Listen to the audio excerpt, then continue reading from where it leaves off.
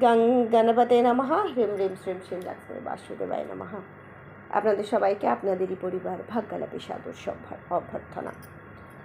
স্বপ্নে বিড়াল দেখলে কি হয়, কালো বিড়াল দেখলে কি হয়, সাদা বিড়াল দেখলে কি হয়, বা ওভারঅল বিড়াল দেখলে কি হয় সে সম্পর্কে আজকে আমরা জানব। দেখুন, আমরা স্বপ্নে যে জিনিসগুলো দেখি তার আলাদা কিন্তু সংকেত আছে। সেটা আমাদের ভবিষ্যৎ কিন্তু বলে দেয়। আমরা সেটা বুঝতে পারি বা না পারি সেটা আমাদেরই অক্ষমতা।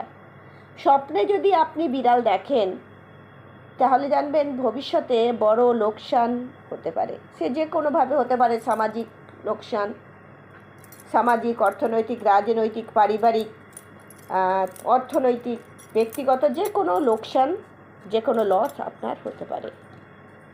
আপনার ধনহানি হতে পারে, পয়সা কড়ি খরচ হতে পারে,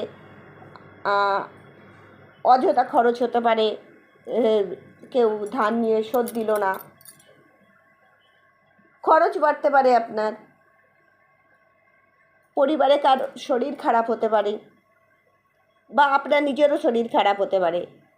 যদি আপনি কালো বিড়াল দেখেন তাহলে কিন্তু এটি কিন্তু শুভ পরিণতি এনে দেবে, ধনলাভ হবে।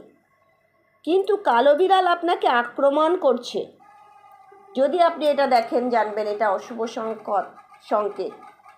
আপনার কিন্তু জীবনে একটা ক্ষতি হওয়ার সম্ভাবনা বা লোকসান এগুলো হতে পারে।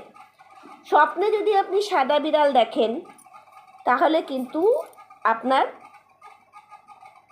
শীঘ্রই খারাপ সময় শেষ হতে চলেছে, নতুন যুগের, নতুন সময়ের একটা সূচনা হতে চলেছে। আপনার জীবনে নতুন কিছু হয়তো আসবে, কোনো নতুন দরজা খুলে যাবে, নতুন সোর্স আপনার জীবনে আসতে পারে।